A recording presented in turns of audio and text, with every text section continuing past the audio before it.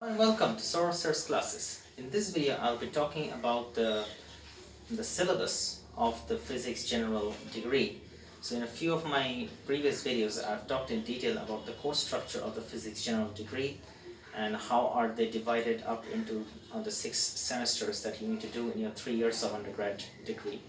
Now in this video, I'll be talking in detail about the subjects that will be covered in your Physics General degree and basically uh, what are the important subjects that you can consider doing in more detail, and if you're interested in pursuing a higher degree from somewhere, or basically if you're looking for if you want to straight away get a job after doing a physics general degree. Some of these courses are going to be of more use to you than the other ones, and it depends basically on your career path, what kind of career you're looking for. So let's get into the details of the different subjects that will be covered. So CC1. So by the way, when I write CC1 here, the core course 1 for general, it's the same as writing GE1. So it's general elective. It's general elective 1 or CC1, which just involves a course on mechanics. And remember, it's just one physics course per semester because the other core courses are going to be from other disciplines. So and I'll be only listing the subjects from the physics disciplines of CC1 or GE1. The physics course is going to be on mechanics, and that is our first semester. The second course, or the CC2, the second core course that we'll be taking in the second semester, also called GE2. GE2 will be a course on electric and magnetic fields.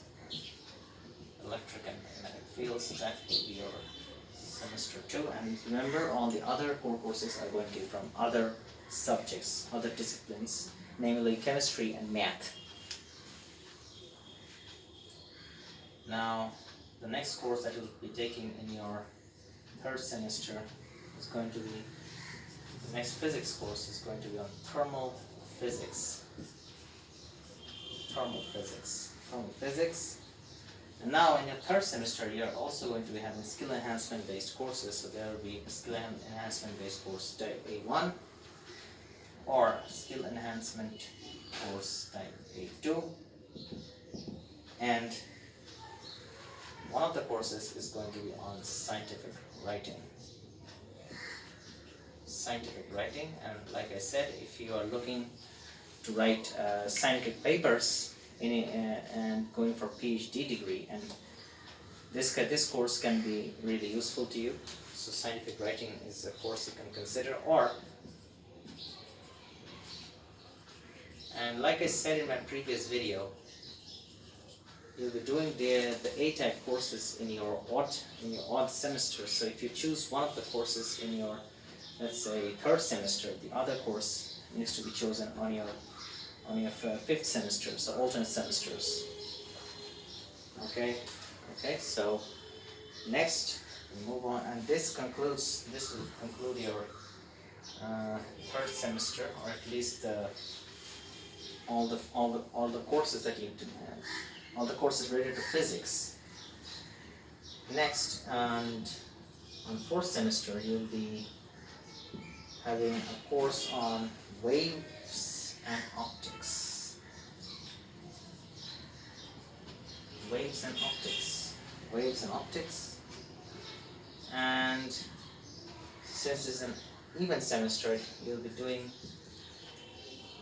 a skill enhancement course type B, and you'll have a choice between 2 courses again. One of them is going to be on Arduino, and the other course is going to be on circuits and networks. Arduino and the other courses on circuits and networks. So that concludes your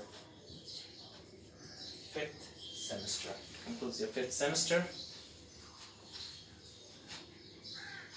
sorry, not your 5th semester, it's your 4th semester, because you are doing skill enhancement course type B, so that concludes your 4th semester. And now we'll move on to the last 2 semesters.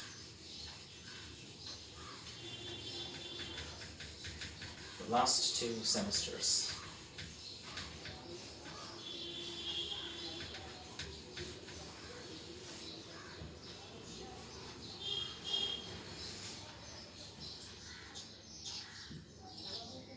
So in the last 2 semesters, you'll be again having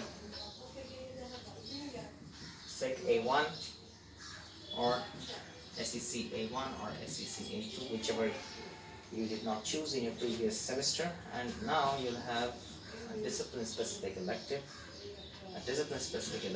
type A1 or type A2. So this will be a choice between analog electronics. This will be a choice between analog electronics and modern physics. A choice between analog electronics and modern physics, and that will conclude your 5th. That will conclude your 5th semester. That concludes your 5th semester. Finally, followed by the last semester, where you will be choose either one of the SEC B1 or B2 courses that you did not choose in your last even semester, followed by a choice on discipline-specific elective type B. You can choose either one, or you can choose either type B2, and it will be a choice between digital electronics or nuclear physics. Again, 2 different subjects, 2 very good subjects, but it depends, depending on what you want to do in your as a next step to your undergrad degree. You can either go for a course on digital electronics, which is a good course if you want to have a good grasp of basic electronics, digital electronic circuits. And on the other hand, if you want to go for a career in radiation detection and measurement, or you want to go for a PhD related to radiation physics or nuclear physics, the nuclear physics would be a good course for you to take. On the other hand, modern physics is a good course to take if you want to study nuclear physics, or if you want an overview of all the modern subjects of physics, such as quantum mechanics and stuff. Modern physics is a good introduction to that. But on the other hand, analog electronics would be a really useful course if you do not want to stay in academia and you want to switch to engineering, and if you're interested in electronics or electrical engineering. Analog electronics can be a good course to take. So that concludes all of our semesters. This was the 6th and final semester. That concludes all of the semesters. And that's it for this video. I hope you enjoyed watching it and found it useful. Thank you for watching.